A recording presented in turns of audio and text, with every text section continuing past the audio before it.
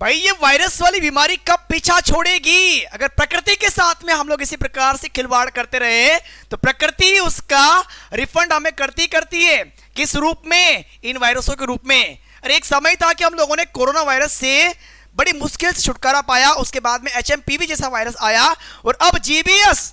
Sir क्या होता है जीबीएस? आपको मैं ये क्लियर कर दूं कि जीबीएस के मामले इतनी तेजी से आगे बढ़ रहे हैं, इतनी तेजी से इनकी संख्या बढ़ रही है और इनका इलाज इतना महंगा है कि अगर एक इंजेक्शन भी आप लगवाओगे ना तो वो एक इंजेक्शन 20,000 रुपए का पड़ेगा। एक बुजुर्ग महाशय ऐसे भी आपको देखने को मिलेंगे जो जीबीएस से पीड़ित थे, उनको 13 इंजेक्शन लगे। तो अनुमान या कल्पना आप लोग कर सकते हैं कि 13 इंजेक्शन, एक इंजेक्शन 20,000 का, कितना कॉस्टली उसका इलाज हुआ है और उसके बाद में वो नहीं बचे।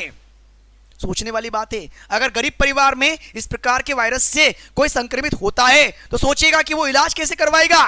कितनी सतर्कता आप लोगों को यहां पर बरतनी पड़ेगी। किस राज्य में सर्वाधिक केसेस आपको यहां पर देखने को मिल रहे हैं, क्या क्या गाइडलाइंस जारी कर दी गई है और आगे अगर इसी प्रकार के केसेस बढ़ते रहे तो हो सकता है कि जिस प्रकार से ईएसबी ने कैलेंडर जारी किया है या तमाम राज्यों ने जिस प्रकार से भाई अपने अपने क्षेत्र में एग्जाम्स को लेकर के, गवर्नमेंट एग्जाम्स को लेकर जो डेट वगैरह दे रखी है, जो कैलेंडर जारी कर रखा है, कहीं ऐसा ना हो कि ये पेंडिंग के पेंडिंग ही रह जाए, कहीं ऐसा ना हो कि ये एग्जाम धरी की धरी रह जाए और फिर से कहीं ना कहीं भगवान ना करे कि लॉकडाउन जैसी स्थिति हमें देखने को मिले।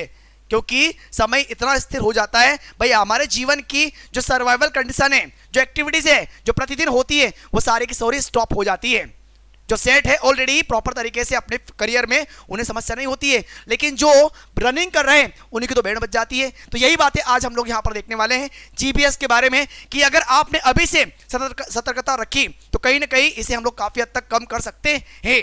लेकिन कहां पर, किस राज्य में इसके केसेस बढ़ रहे हैं और गवर्नमेंट ने क्या क्या गाइडलाइन जारी की है, आज मैं आप लोगों को ये दिखाने वाला हूं। 12 फरवरी की बात हो रही भाई साहब, ठीक है। तो एचएमपीवी हम लोगों ने देखा, कोरोना भी देखा और अब हम लोग बात करने वाले जीबीएस की। क्या होता है जीबीएस? भाई महाराष्ट्र में आपको पता है कि एक वीडियो मैंने पहले बनाया था, उस समय मैंने आपको यह क्लियर किया था कि महाराष्ट्र में जीबी सिंड्रोम के 7 नए केस, मरीजों की संख्या 180, 22 वेंटिलेटर पर और 58 आईसीयू में, और अब तक यहां पर 6 की मौत हो चुकी थी। यह मैंने बताया था आप लोगों को लास्ट टाइम, लगभग 8 फरवरी के आसपास की न्यूज थी। लेकिन आज 12 फरवरी को आपको यहां पर दिखाना चाहूंगा कि महाराष्ट्र के स्वास्थ्य विभाग के मुताबिक 58 मरीज आईसीयू में, 22 वेंटिलेटर पर और 79 को हॉस्पिटल से डिस्चार्ज भी कर दिया गया था कि भाई आप ठीक हो गए हो। 180 मामलों में पुणे में 123, पिपरी चिंचवाड़ा में 25 और पुणे ग्रामीण से 24 मामले और दूसरे जिलों से 8 मामले, ऐसे करके ये आंकड़े लगभग 180 के आसपास चले गए थे। हालांकि ऐसे राज्य भी आपको दिखाने वाला हूं जहां पर इसके केसेस और भी है, ठीक है ना। जैसे कि जब यहां से आगे बढ़ेंगे तो अभी की न्यूज के अकॉर्डिंग अगर बात करेंगे, आज 12 फरवरी के अकॉर्डिंग अगर बात करूंगा तो महाराष्ट्र में जीबी सिंड्रोम के 33 दिन हो चुके हैं और मुंबई में पहली मौत। महाराष्ट्र में कुल 8 मौतें हो चुकी है, 197 संदिग्ध मिले हैं और 172 में इन्फेक्शन की पुष्टि भी यहां पर हो चुकी है। 9 जनवरी को सबसे पहला केस यहां पर आया था। आज अगर आप देखोगे तो 12 फरवरी हो चुका है और 33 दिन में 197 मरीज सामने आ चुके हैं। केवल महाराष्ट्र की यहां पर बात हो रही है। क्या होता है जीबी सिंड्रोम, इसके क्या क्या इफेक्ट होते हैं, किस प्रकार से प्रभावी होता है, सब कुछ आज आगे आप लोगों को यहां पर देखने को मिलने वाला है। बुधवार को मुंबई में इस सिंड्रोम से पहली मौत हुई है। यहां पर 53 साल के व्यक्ति की जान चली गई और राज्य में मरने वालों की संख्या कितनी हो चुकी है? 8 हो चुकी है।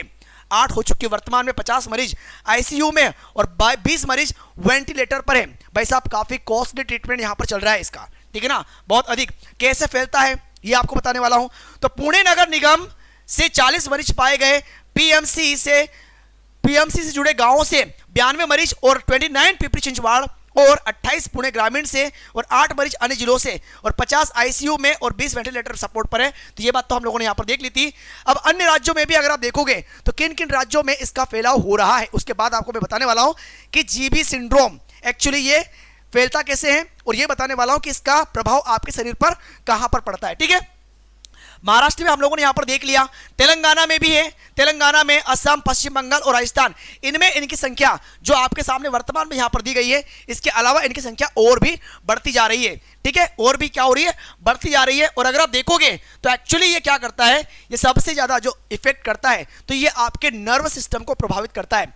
अगर आप देखोगे तो ये आप लोगों की हेल्थी नर्व होती है, लेकिन जीबीएस से इफेक्टेड नर्व आप लोग देख पाओगे कि इस प्रकार से आपकी नर्व को डैमेज कर देता है, वीकनेस आपकी बॉडी में आ जाएगी, और वीकनेस आ जाएगी तो आप डायरेक्टली कहां पर जाओगे, आईसीयू में, वेंटिलेटर पर। ठीक है, ये बातें आप लोगों को यहां पर समझ में आना जरूरी है। अगर जीबीएस डिसीज की बात करोगे तो यही बात मैंने आपको बताई थी, है ना। अगर आप देखोगे तो जीबीएस यानी कि इसका नाम क्या है, गुइलेन-बेरे सिंड्रोम, और ये इम्यून सिस्टम नर्व नेटवर्क पर अटैक करता है और मांसपेशियों को कमजोर करता है, सुन्न पड़ जाती है, और जीबीएस से पैरालिसिस भी हो सकता है। मतलब कि आपकी बॉडी का वो पार्ट जो कि जीबीएस से इफेक्टेड है वो क्या हो सकता है, बिल्कुल काम करना बंद कर सकता है। ठीक है, तो ऐसी स्थिति में आपको ट्रीटमेंट प्रॉपर तरीके से करवाना ही पड़ेगा। ठीक है, अगर आप देखोगे यहां पर तो ये सारे के सारे वो संकेत है जो कि आपकी बॉडी पर इफेक्टेड रूप से आपको महसूस हो सकते हैं। जैसे मसल्स में अचानक कमजोरी, चलने फिरने में समस्या, रीढ़ की हड्डी कमजोर हो जाएगी, चेहरे की मसल्स में पैरालिसिस हो सकता है, छाती की मसल्स में कमजोरी, हाथ पैर पैरालिसिस, सांस लेने में मुश्किल, मतलब कुल मिला के आपकी बॉडी में आप लोगों को प्रॉपर तरीके से वीकनेस फील होने वाली है इस सिंड्रोम के होने से। ठीक है, अच्छा एक बात ये भी आती है कि ये फैला कैसे, तो ऐसा अनुमान लगाया जा रहा है कि भाई साहब ये एक्चुअली अगर आप देखोगे ना तो नेशनल इंस्टीट्यूट ऑफ बायोलॉजी ने पुष्टि की है कि नांदेड़ और उसके आसपास के इलाके में जीबी सिंड्रोम प्रदूषित पानी के कारण फैला हुआ है, और पुणे नगर निगम ने नांदेड़ और आसपास के इलाके के 11 निजी आरओ सहित 30 प्लांट को यहां पर सील कर दिया है। मतलब कि इसका फैलाव प्रदूषित जल के कारण हुआ है। कुल मिलाकर यहां पर यह बात आ रही है, और जांच में पता चला है कि उन्हें जीबी सिंड्रोम है, इस्केमिक स्ट्रोक के कारण उनकी मौत भी हो गई है। यह कब की बात है, 6 फरवरी की बात है, 63 साल के व्यक्ति की यहां पर डेथ हो चुकी थी। अब मैं बात करूंगा इसके ट्रीटमेंट की, तो ट्रीटमेंट आप देखोगे ना इसका इलाज बहुत ज्यादा महंगा है, इसका इलाज बहुत ज्यादा महंगा है। एक इंजेक्शन की कीमत अगर आप देखोगे ना तो 20,000 रुपए का जीबीएस का एक इंजेक्शन आपको देखने को मिलेगा, और डॉक्टर के मुताबिक मरीजों को आमतौर पर इम्यूनोग्लोबुलिन इंजेक्शन का कोर्स करना होता है। निजी अस्पताल में इसके एक इंजेक्शन की कीमत 20,000 रुपए है, और पुणे के अस्पताल में भर्ती आप देखिएगा यहां पर 68 साल के मरीज के परिजनों ने बताया कि इलाज के दौरान उनके मरीज को 13 इंजेक्शन लगाने पड़े थे। 13 इंजेक्शन, एक इंजेक्शन कितने का, 20,000 का। अगर 10 की बात भी करोगे तो 2 लाख, और 3 एक्स्ट्रा तो 2,60,000 रुपए का इंजेक्शन भाई साहब लगा था। ठीक है ना, और डॉक्टरों के मुताबिक जीबीएस की चपेट में आए 80% मरीज अस्पताल में छुट्टी होने के बाद में 6 महीने में बिना किसी सपोर्ट के चलने फिरने लगते हैं, लेकिन कई मामले ऐसे भी आपको देखने को मिलेंगे जिनमें 1 साल या उससे अधिक समय भी लग सकता है।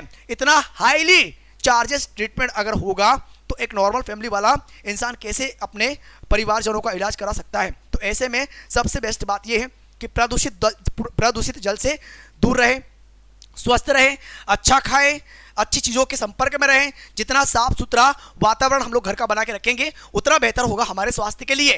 ठीक है, क्योंकि अगर इसी प्रकार के केसेस बढ़ते रहें तो इसका प्रभाव डेफिनेटली, अगर अभी की स्थिति में महाराष्ट्र में इसका हाहाकार मचा हुआ है, लेकिन अगर इसका फैलाव भारत के अन्य राज्यों में होता है तो फिर आप समझ सकते हैं, क्योंकि गवर्नमेंट को नई गाइडलाइंस जारी करने में बिल्कुल भी समय नहीं लगता है, क्योंकि उन्हें तो पता है ना सब कुछ स्टॉप कर दो ताकि उनके ऊपर किसी प्रकार का प्रेशर ना आ सके।